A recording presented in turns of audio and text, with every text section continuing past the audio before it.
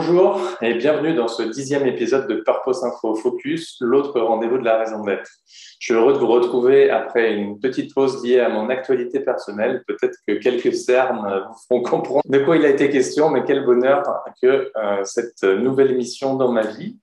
J'ai le plaisir de recevoir aujourd'hui Jade Francine, directrice des opérations et cofondatrice de Women 10. Women 10, c'est une start-up spécialisée dans la maintenance des ascenseurs. Née en 2017, l'entreprise est devenue société à mission en décembre 2020. Sa raison d'être, apporter le meilleur de l'humain et de la technologie au cœur des immeubles. Merci beaucoup, Jade, d'avoir accepté l'invitation. Et est-ce que vous pourriez commencer à nous raconter les raisons pour lesquelles vous avez désiré devenir société à mission? Très bien. Merci déjà pour l'invitation. Oui, je peux vous raconter. Alors, il y a plusieurs éléments qu'on fait on a fait ce choix. Déjà, je pense que dès le départ, il y avait une très forte volonté de la part de mes associés, de moi-même et des premiers collaborateurs qui nous ont rejoints, de vraiment créer une société qui soit animée par l'envie d'avoir un certain impact, de faire changer les choses. Donc ça a toujours fait partie de notre ADN. Et puis, en fait, la société grandissant très rapidement, on a commencé donc, en effet tout fin 2017. Aujourd'hui, on est 110 salariés, donc ça a été quand même très, très rapide. Et on est sur 3 pays, la France, l'Angleterre et Singapour. Et donc, du coup, nous, on est toujours à la recherche de moyens de plus rassembler, d'aligner nos équipes, euh, de toujours que chacun ait le sentiment de contribuer à une certaine mission. Enfin, on pense que c'est ça qui anime les collaborateurs. Euh, du coup, en vrai, c'est un peu par hasard je crois que c'était fin 2019, où on a vu qu'il y avait la possibilité d'avoir une mission dans ces statuts grâce à la loi Pacte. On a discuté. Bon, après, on sait tout ce qui s'est passé au mois de mars 2020, donc voilà, c'était plus trop le sujet d'actualité. Et finalement, vu qu'on commençait à lancer l'Angleterre, à recruter toujours de plus en plus, à avoir des salariés qui étaient vraiment en remote, on dit, bah, en fait, ça peut être un bon moyen d'aller plus loin dans notre démarche et aussi d'encadrer vraiment cette démarche, de lui donner une existence légale. Donc, on en a parlé rapidement avec voilà, les salariés, les investisseurs, nos clients, puis tout le monde est très partant. Enfin, il n'y avait pas de... Personne n'était très surpris. En fait, c'est ouais, bah, c'est bien, bah, en fait, c'est un peu ce qu'on fait déjà. Donc, oui, très bien, pourquoi pas. Allez, c'est parti. Enfin, ça s'est fait comme ça. Est-ce que ça change les choses au quotidien, le fait d'être passé société à mission, ou est-ce que, comme vous venez de le dire, ça a été la suite logique, le naturel qui a continué? Non, ce qui a vraiment changé pour le coup, c'est qu'on a du coup composé un comité de suivi de mission. Donc, on s'est beaucoup posé la question de quelle personne, comment, à quoi ça sert. Euh, Enfin, je dis, enfin, on peut avoir l'impression que ça se fait comme ça du jour au lendemain de passer en entreprise à mission, mais quand même non, hein. On a eu beaucoup de discussions en interne sur, du coup, c'est quoi la mission? Parce que nous, on disait toujours, on utilise le digital pour revaloriser les métiers techniques. C'est ce qu'on fait, hein. On se dit, quand il y a les bons outils, le technicien fait mieux son travail, il est plus motivé. Sauf qu'en fait, quand on dit ça, on oublie la partie client, qui sont les gestionnaires et les propriétaires d'immeubles à qui, qui sont nos clients, qui souscrivent à notre solution. Donc, on a quand même eu pas mal de discussions internes sur comment formuler cette mission qui doit nous aligner. Et nous, voilà, on est persuadés qu'il faut toujours et les techniciens et la technologie, enfin, et l'homme et la technologie, enfin, hommes et femmes, et la technologie euh, pour, euh, pour avoir un impact et faire changer les choses. Donc, ce qui a vraiment changé, pardon, je ferme la parenthèse, c'est le fait d'avoir vraiment un comité avec les intérêts de chacun qui soient représentés. Donc, nous, on s'est dit, pour qu'on soit vraiment 100% aligné, il faut qu'il y ait nos investisseurs, parce qu'on a quand même fait 3 levées de fonds. Au total, on a levé près de 40 millions d'euros. Donc voilà, les investisseurs font vraiment partie de la vie de WeMaintain. Euh, on a évidemment nos collaborateurs, on a nos clients, et il y a aussi certains techniciens, enfin les techniciens qui travaillent comme sous-traitants avec nous, qui sont, dès qu'on fait voilà, dès qu'on fait qu'on se pose des questions sur la stratégie, qu'on veut faire évoluer le modèle, ils sont tout le temps consultés, on a énormément de discussions avec eux. Donc, on s'est dit, bon, bah, eux aussi, faut qu'ils aient un représentant. Donc, voilà, ça, on savait les types de personnes qu'on voulait. Puis après, on s'est dit, bah, il faut quand même qu'au niveau des caractères, ça fonctionne bien, qu'il y ait une vraie dynamique de groupe, que chacun trouve sa place, que ce soit des personnes qui ont envie de collaborer, de faire avancer le sujet. Donc, on a trouvé ces personnes-là. Donc, et aussi, nous, en interne, on a une personne qui représente tous les collaborateurs. Et le rôle de ce comité, c'est de nous challenger, nous, en tant que dirigeants d'entreprise. Donc ça, c'est quand même nouveau. Parce qu'avant, c'était plutôt justement la mission part un peu du haut et puis après, elle se diffuse. Et maintenant, ça peut être aussi, en fait, n'importe qui peut venir challenger la direction sur on en est où sur la mission, est-ce qu'on va dans la bonne direction, est-ce que, je sais pas, moi, les initiatives qu'on prend, ça fait vraiment sens avec ce qu'on veut atteindre à terme. Donc, voilà, donc ça a quand même changé la dynamique. On traque certains indicateurs. On a des responsables pour chaque indicateur. Donc, voilà, donc il y a quand même un budget pour le comité de suivi. Non, ça a un peu changé la dynamique. Et concrètement, sur le processus, est-ce qu'il y a eu plusieurs étapes vers la formalisation de la raison d'être, vers le statut du conseil juridique, j'imagine? Est-ce que vous avez aussi, parce que j'ai regardé un petit peu la façon dont vous vous présentiez sur votre site internet, notamment en tant que consultant spécialisé dans l'identité, ça m'intéressait. J'ai vu que vous aviez travaillé d'autres éléments, la vision, les valeurs. Est-ce que c'était au même moment, ça a été retravaillé? Est-ce que ça avait déjà été formalisé? Comment ça s'est passé? Alors, non, nous, pour le coup, tout ce qui est vision, valeur, depuis le début, on a travaillé dessus et on travaille en fait toujours dessus. Euh, donc, chez nous, on a trois valeurs. Il y a la considération pour les autres, la détermination et la singularité. Donc, je ne rentre pas dans les détails puisque c'est pas le sujet là, mais ouais, donc ça fait toujours partie de notre ADN, je pense, et c'est des valeurs qu'on va chercher chez les personnes qu'on recrute, c'est des valeurs qu'on se doit bah, de mettre en pratique dans nos actions en interne, en externe. Euh, donc, ça, c'est là depuis le début. Et encore une fois, ça n'a pas été décidé d'en haut. Bon, bah, aujourd'hui, on a décidé que le CARE, c'était pour tout le monde. Non, on a pris beaucoup de retours de toutes les équipes. On a fait pas mal d'échanges, de workshops pour savoir qu'est-ce qui motivait les gens en fait, à travailler ensemble, à rejoindre ce projet qui est quand même un peu fou de venir chambouler un marché hyper établi ou dominé par quatre grands acteurs. Euh, et, euh, et également sur la vision, ça depuis le début, elle a jamais, pourquoi elle n'a jamais changé. Et donc c'est vrai que quand on a voulu passer en entreprise à mission, on avait quand même eu quelques retours sur, bah, en fait, ça sert à quoi? Parce qu'au final, on a déjà nos valeurs, on a déjà une idée de la vision, donc qu'est-ce que ça va apporter en plus? Donc on a dû un peu réexpliquer. Et les étapes, oui, bah, c'est comme vous venez de le dire, c'était euh, d'abord échanger avec nos conseils pour savoir bon, bah, concrètement comment on fait, sachant qu'au final, il y a très peu d'entreprises qui passent en entreprise à mission, parce que il faut quand même convoquer une assemblée générale extraordinaire. Il faut que donc du coup les actionnaires soient d'accord. Il faut passer du temps avec l'équipe pour déterminer la mission. Donc nous, on fait souvent des questionnaires où chacun peut participer. On voit un peu ce qui ressort, après on retravaille dessus, on propose quelques choix, on a des retours, donc c'est quand même très itératif. Donc pour le coup, par exemple, trouver la raison d'être, je sais pas, ça nous a pris 6 semaines. Enfin, ça s'est pas fait du jour au lendemain.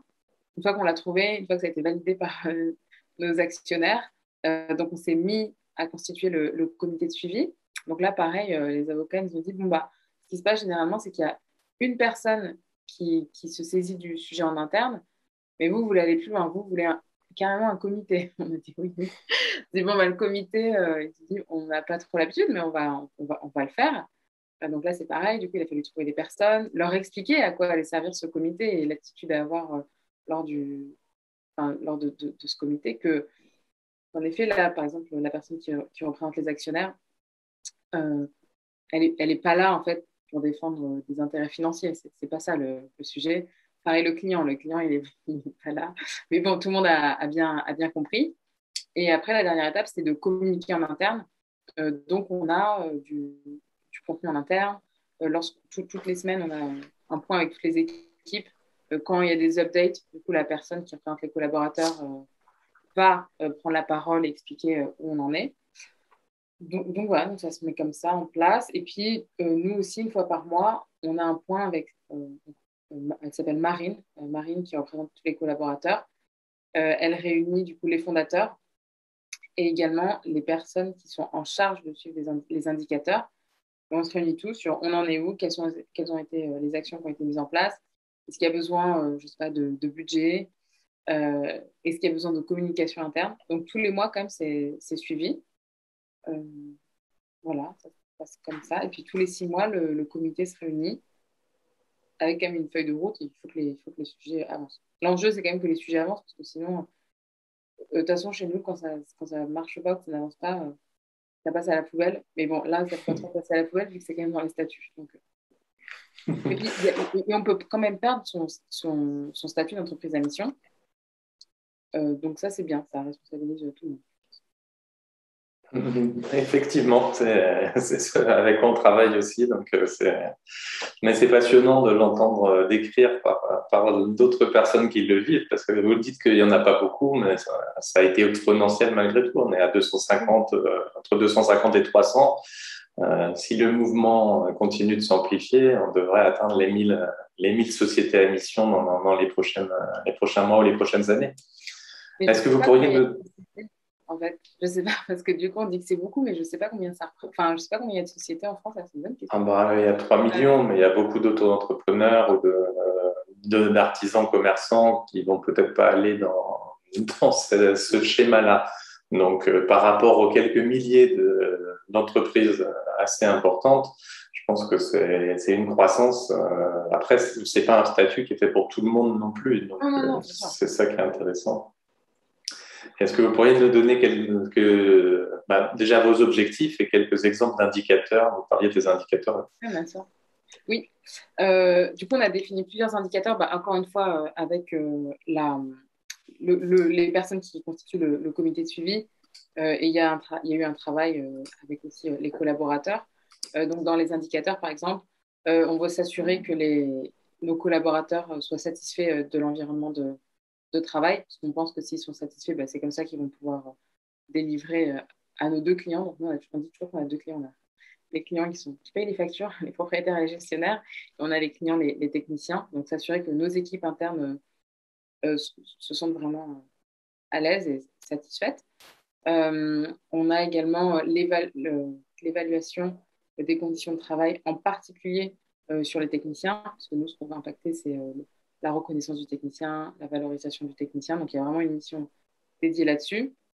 On a des indicateurs sur tout ce qui est diversité dans nos équipes, donc au sens assez large, hein, pas juste hommes-femmes, même si évidemment, quand on est une start-up, donc dans la tech, dans le monde de l'immobilier, avec des techniciens, on part un peu avec quelques boulets au pied, mais on s'en sort.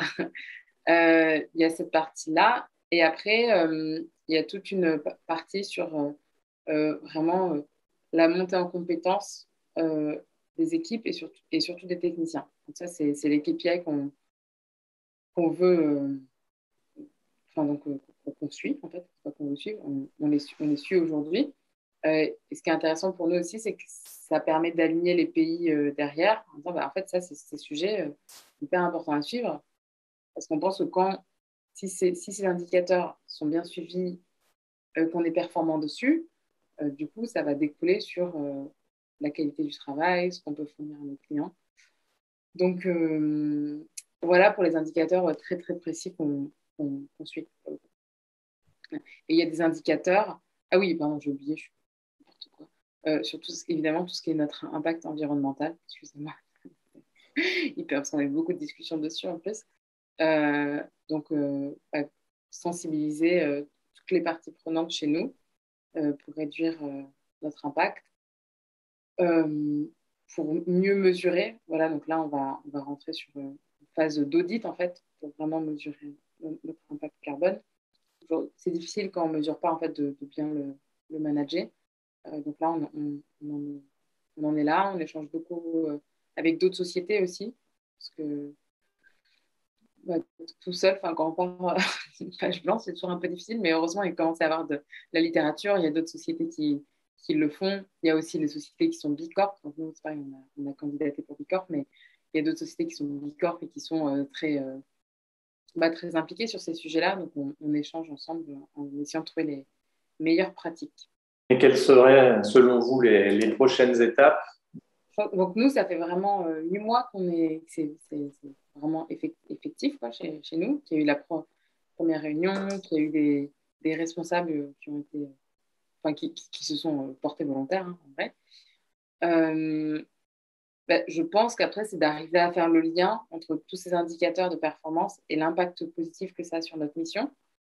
Donc c'est un autre travail dans une deuxième phase, mais de montrer, oui, que les KPI qu'on souhaite suivre participent à la bonne mise en œuvre de la mission.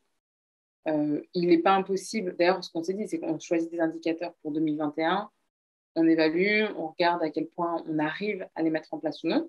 Et puis, s'il faut, on pourra peut-être les ajuster. Alors, retirer, je ne pense pas, parce qu'on a quand même beaucoup réfléchi dessus. On pourra ajuster, pourquoi pas en rajouter un ou deux pour être encore plus pertinent. Bon, après, l'idée, c'est pas que ça devienne une liste d'indicateurs un peu froid. Enfin, l'idée, c'est que plutôt, on ait tous cette mission à l'esprit. Et pour le coup, je pense qu'on l'a vraiment, je le vois. Par exemple, on a une très grosse réorganisation dans nos équipes techniques, donc de développeurs aujourd'hui. La mission a vraiment été prise en compte pour s'assurer que les équipes qui se mettent en place répondent à la mission. Quand sur nos roadmaps produits, business, on remet à chaque fois la mission. Donc, je pense que la mission, voilà, on commence à bien l'intégrer. C'est pareil dans notre communication auprès des clients. On leur explique pourquoi nous, on s'est créé, en fait, comment nous, on s'identifie. Et c'est toujours cet aspect, quoi. C'est l'humain, la technologie. Et on pense que si on veut vraiment changer notre secteur, il faut que les deux soient pleinement imbriqués. Il y a beaucoup de startups qui sont juste sur la technologie. Nous, on dit, bah ouais, on a des techniciens. Ouais, c'est plus difficile à gérer, à délivrer au quotidien. Mais c'est ça qui fait la richesse, qui fait notre valeur ajoutée, d'avoir toujours les deux ensemble. Donc voilà, donc petit à petit, ça découle. Et à l'inverse, pardon, c'est pareil, c'est d'expliquer aux techniciens qui nous rejoignent, oui, pourquoi on n'est pas une société d'ascenseurs. Parce qu'en fait, la moitié de nos équipes, ça reste des développeurs qui vont concevoir soit des boîtiers d'objets connectés pour vous, soit des applications mobiles, soit voilà, des dashboards pour les clients. Et qu'en fait, un technicien, il peut faire le meilleur travail du monde. Si derrière le client, il n'a pas le reporting qu'il veut, désolé, mais c'est compliqué. C'est compliqué de valoriser le métier de technicien. Donc voilà, donc à chaque fois, on explique toujours dans les deux sens que l'un ne va pas sans l'autre.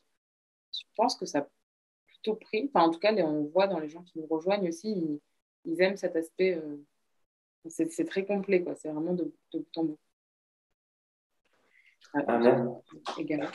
Non, mais je pense que c'est bien. Ça permet de mieux saisir votre métier et la complexité et l'intérêt qu'il y a à y associer le digital. Donc, c'est vraiment intéressant.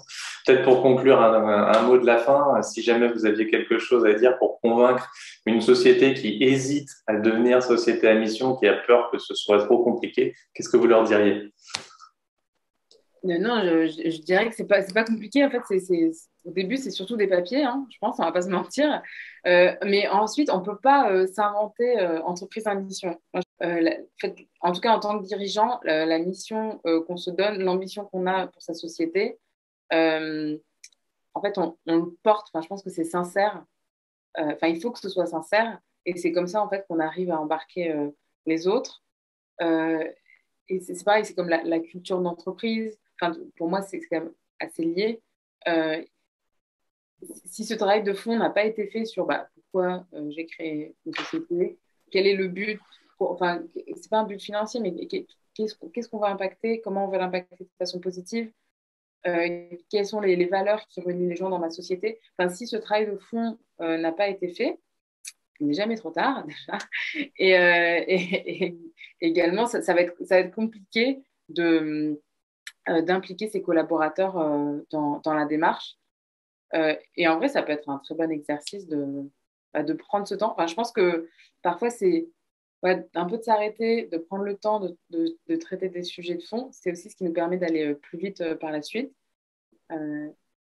Et donc, moi, je suis ravie quand mes équipes, maintenant, c'est bon, tout le monde a bien intégré, c'est toujours et l'humain et la technologie, et c'est toujours lié. Donc, moi, je trouve que c'est une formidable occasion, en fait, d'aligner ces équipes, d'aligner le message aussi en externe,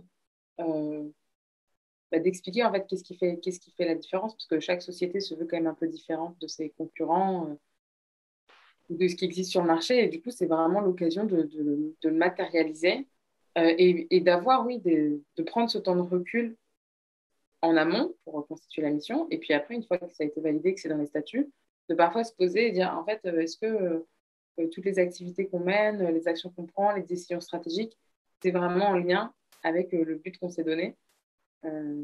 Et moi franchement, je suis contente quand parfois les équipes disent, bah, en fait, peut-être qu'on pourrait faire les choses différemment, enfin, que tout le monde s'empare du sujet. Donc, non, donc j'encourage tout le monde à prendre ce temps. Parce qu'au final, c'est ça qui fait, je pense, la richesse d'un projet, c'est l'impact qu'on peut avoir, euh, les valeurs que les gens adoptent derrière. Mais encore une fois, si c'est pas sincère, c'est pas authentique, ça peut pas marcher. Et puis quand c'est marketing, ça se sent.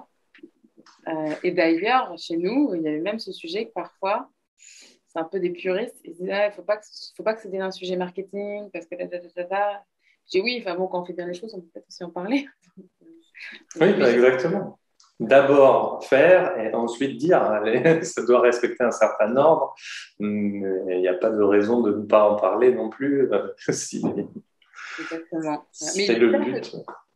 J'espère que du coup, un jour, ce sera justement Marine qui représente les collaborateurs dans l'entreprise à mission, que ce sera elle qui pourra venir en parler. Je pense que ce sera d'autant plus pertinent parce qu'au final, c'est elle qui fait ce travail à peu près au quotidien, hein, s'assurer que la mission soit suivie, qu'il y ait de la communication, que les collaborateurs suivent. Donc j'espère que plus tard, ce sera elle qui viendra. Elle est la bienvenue en tout cas dans mon émission. Ah bah très bien, je lui dirai. Voilà. Elle l'écoutera certainement. Voilà. Marine, il faut que tu fasses des podcasts. Voilà. Je vous remercie beaucoup, Jade. Je vous souhaite une bonne fin de journée et puis je donne rendez-vous à tous les spectateurs de Purpose Info pour la prochaine émission de Purpose Info avec Augustin de Romanet et Christian de Boissieu et de Purpose Info Focus avec un invité surprise. À bientôt. Merci.